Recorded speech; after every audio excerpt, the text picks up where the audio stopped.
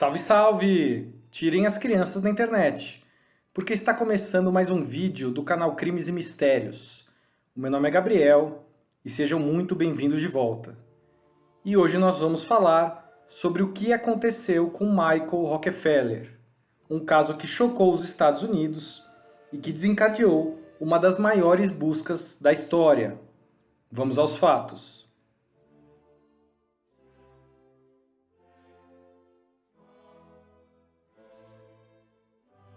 A famosa família Rockefeller é uma das mais tradicionais, ricas e poderosas dos Estados Unidos e de todo o mundo. Descendentes de imigrantes alemães da região da Renânia, vieram à América no começo do século XVII. Entre o final do século XIX e o início do século XX, John D. Rockefeller e seu irmão William Rockefeller se tornaram empreendedores na área de petróleo, onde começaram a acumular dinheiro que daria origem à famosa fortuna dos Rockefeller. Hoje ainda no ramo do petróleo, mas com muito mais membros da família atuando como políticos e industriais, ainda detém uma das maiores fortunas do mundo. Um dos membros da família, Michael Clark Rockefeller, esse homem que você vê na imagem, nasceu em 18 de maio de 1938. Ele era o quinto e mais novo filho do governador de Nova York, Nelson Rockefeller, e o então caçula da dinastia de milionários. Embora seu pai esperasse que ele seguisse seus passos e ajudasse a administrar o vasto império de negócios da família, Michael era um pouco diferente dos demais Rockefeller. Tinha um espírito mais inquieto e artístico. Quando se formou no curso de língua inglesa em Harvard, em 1960, ele queria fazer algo mais emocionante do que sentar-se em salas de diretoria e dirigir reuniões. Ele serviu no exército durante 6 meses e, ao fim desse período, se perguntou como gostaria de seguir a vida. A única certeza que ele tinha é que não queria seguir a carreira de administração e finanças. Por essa época, Nelson Rockefeller, pai de Michael e um prolífico colecionador de arte, tinha recentemente aberto o Museu de Arte Primitiva, e suas exposições, incluindo obras nigerianas, astecas e maias, encantaram Michael. Ele decidiu buscar sua própria arte primitiva, um termo que ele usava para se referir à arte não ocidental, particularmente a dos povos indígenas, e assumiu uma posição no conselho do museu de seu pai. Então que Michael Rockefeller sentiu que poderia deixar sua marca. Carl Hyder, um estudante graduado em antropologia em Harvard, que trabalhou com Michael, relembrou, abre aspas, Michael disse que queria fazer algo que não havia sido feito antes e trazer uma coleção importante para Nova York, fecha aspas. Ele já havia viajado muito, morando no Japão e na Venezuela durante meses, e ansiava por algo novo, queria embarcar em uma expedição antropológica a um lugar que poucos ocidentais já tinham visto. Depois de conversar com representantes do Museu Nacional de Etnologia da Holanda, Michael decidiu fazer uma viagem de reconhecimento ao que era então conhecido como Nova Guiné Holandesa, e hoje Papua Nova Guiné, uma enorme ilha na costa da Austrália colonizada pela Holanda. E nessa viagem, ele gostaria de coletar a arte do povo Asmat, uma etnia nativa que ainda residia ali. Na década de 1960, as autoridades coloniais holandesas e missionários já estavam na ilha há quase uma década, mas muitos Asmat nunca tinham visto um homem branco. Com contato severamente limitado com o mundo exterior, os Asmat acreditavam que a terra, além de sua ilha, era habitada por espíritos. E quando os brancos vieram do outro lado do mar, eles os viram como uma espécie de seres sobrenaturais. Em março de 1961, Michael partiu rumo à sua primeira expedição na Nova Guiné. A viagem foi patrocinada pelo Museu de Arqueologia e Etnologia de Harvard. Uma vez na Nova Guiné, Michael e sua equipe de pesquisadores e documentaristas foram vistos como uma curiosidade pela vila de Ostianep, lar de uma das principais comunidades Asmat da ilha. Uma curiosidade, porém, não totalmente bem-vinda. Os habitantes locais toleraram as insistentes fotografias da equipe, mas não permitiram que os pesquisadores brancos comprassem artefatos culturais, como postes bize, que eram pilares de madeira entalhados que serviam como parte dos rituais religiosos Asmat. Porém, não se intimidou. No povo Asmat, ele descobriu o que considerou uma violação fascinante das normas da sociedade ocidental e estava mais ansioso do que nunca para levar essa notícia ao resto do mundo. Na época, guerras entre aldeias eram comuns, e Michael aprendeu que os guerreiros Asmat frequentemente pegavam as cabeças de seus inimigos e comiam sua carne. Em certas regiões, os homens Asmat se envolviam em rituais homossexuais, que representavam atos de união e lealdade, e às vezes bebiam a urina uns dos outros. Agora, este é um pai selvagem e de alguma forma mais remoto do que tudo o que já vi antes, Michael escreveu em seu diário. 6 meses depois, quando a missão de reconhecimento inicial foi concluída, Michael estava energizado. Ele escreveu seus planos para criar um estudo antropológico detalhado dos Asmat e exibir uma coleção de sua arte no museu de seu pai. Michael partiu novamente para Nova Guiné em 1961, dessa vez acompanhado por René Vassin, um antropólogo do governo holandês. Quando o barco deles se aproximava de Oceanep, em 19 de novembro, uma tempestade repentina atingiu o mar, formando ondas gigantescas e correntes cruzadas fortíssimas. O barco virou, deixando Michael e Vassin agarrados ao casco virado. Embora eles estivessem a 20 quilômetros da costa, Michael teria dito ao antropólogo, "Acho que consigo", e pulou na água. Essas foram suas últimas palavras conhecidas. Vassin foi resgatado do acidente, mas Michael nunca mais foi visto. Rica e politicamente conectada, a família de Michael garantiu que nenhuma despesa fosse poupada na busca pelo jovem Rockefeller. Navios, aviões e helicópteros vasculharam a região em busca de Michael ou de algum sinal de seu destino.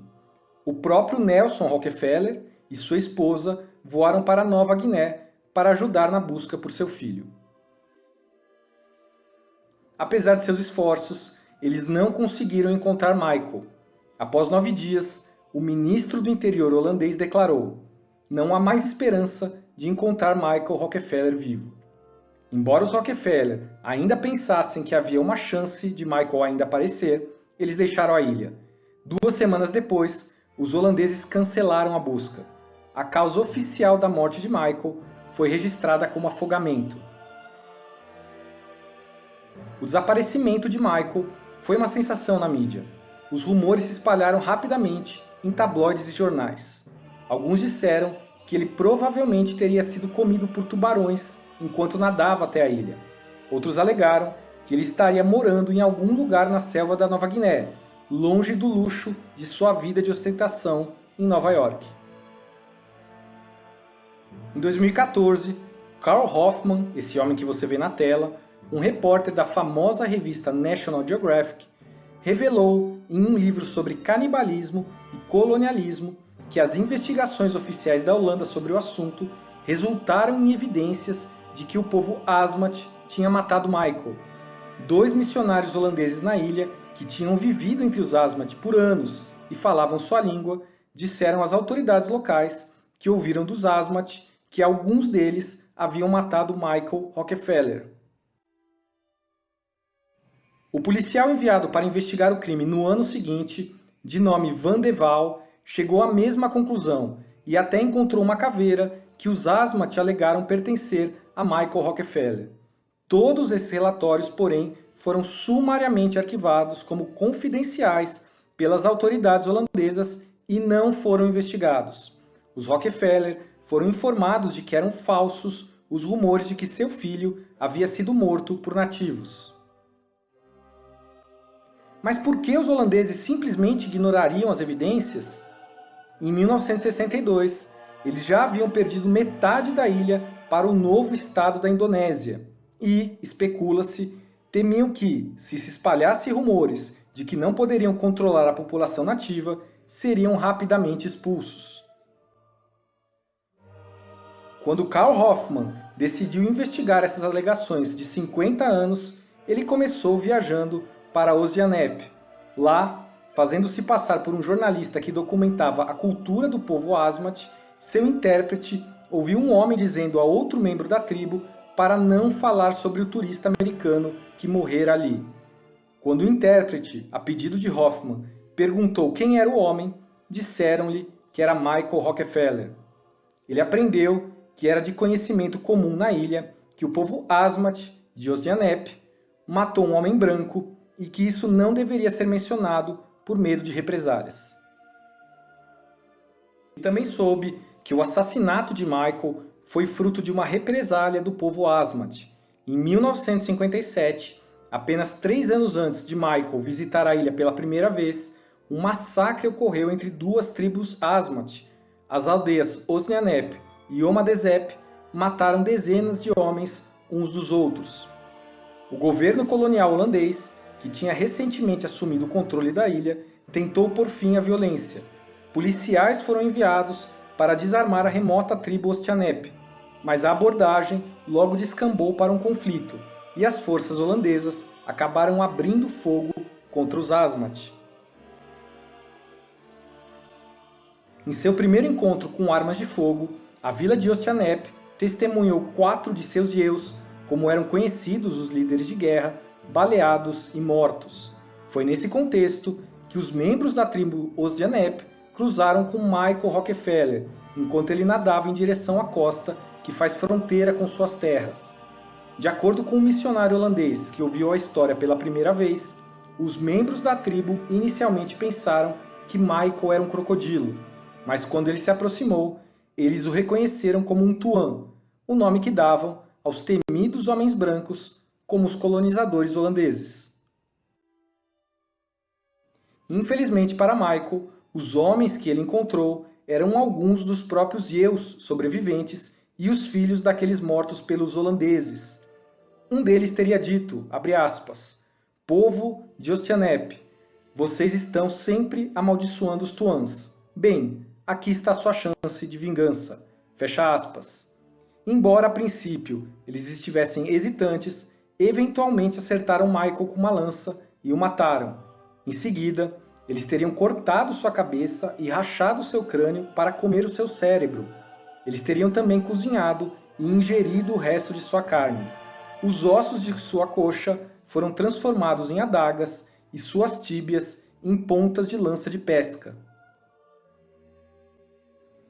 Embora muitas pessoas dos Asmat tenham contado essa história para os missionários, ninguém que supostamente participou da morte se apresentou. Todos simplesmente disseram que era uma história que tinham ouvido. Então um dia, quando Hoffmann estava na aldeia, pouco antes de retornar aos Estados Unidos, ele viu um homem imitando um assassinato como parte de uma história que estava contando a outro homem. O homem da tribo fingiu lançar uma lança em alguém, atirar uma flecha e cortar uma cabeça. Ouvindo palavras relacionadas a assassinato, Hoffmann começou a filmar, mas a história já havia acabado. Hoffmann foi, no entanto, capaz de capturar em sua filmagem um trecho em que o homem dizia, abre aspas, "Não conte essa história para nenhum outro homem ou qualquer outra aldeia, porque essa história é só para nós. Não fale nem conte a história. Espero que você se lembre e que guarde isso apenas para nós. Espero, isso seja para você e apenas para você. Não fale com ninguém, para sempre, com outras pessoas ou outra aldeia. Se as pessoas questionarem você, não responda. Não fale com eles, porque essa história é só para você. Se você contar a eles, você morrerá. Tenho medo de que você morra. Você estará morto, seu povo estará morto, se você contar essa história. Você deve guardar essa história em sua casa, para si mesmo. Espero, para sempre. Para sempre." Fecha aspas. Embora a teoria de assassinato seja mais aceita entre os historiadores, há uma teoria dissidente tão ou mais assustadora.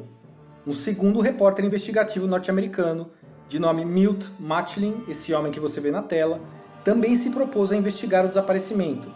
Ele tentou viajar para Ozianep, mas não conseguiu autorização do governo holandês. No entanto, um de seus fotógrafos, Malcolm Kirk, obteve a permissão e foi enviado por Machlin a Papua Nova Guiné. Kirk não descobriu nenhuma pista particularmente promissora, mas tirou diversas fotografias e realizou filmagens do povo Asmat. Quando retornou aos Estados Unidos e entregou o material ao seu chefe, Machlin o examinou e concluiu que não havia conteúdo suficiente para a realização de um bom documentário.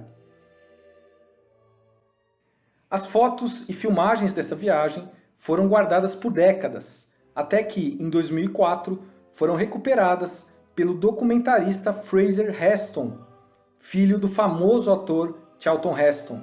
Ele estava pesquisando um roteiro baseado no material de Milt Machlin sobre o desaparecimento de Rockefeller, quando encontrou cerca de 15 rolos de filme não cortado e fitas de som.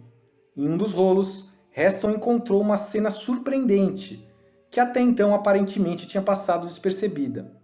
Dezenas de homens Asmat remando em suas canoas e entre eles, perdido na multidão, a surpreendente presença de um homem claramente caucasiano.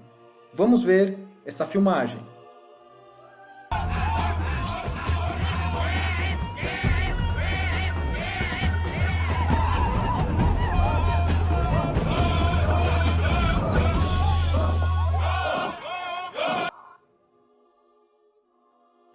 Ao se deparar com as imagens, Heston imediatamente procurou o fotógrafo Kirk, que admitiu não se lembrar de ter capturado a inusitada cena na época, mas que acreditava não se tratar de Michael Rockefeller. Abre aspas para ele. Não posso dizer que estava particularmente ciente de uma figura de pele clara em uma das canoas, mas me lembro de ter encontrado uma referência a um homem albino quando dei uma olhada em meu diário após falar com Heston. Fecha aspas. Entretanto, a semelhança com Michael, sabidamente um canoísta talentoso e um homem que costumava deixar a barba crescer, é notória. Com o material em mãos, Heston produziu o documentário chamado The Search for Michael Rockefeller.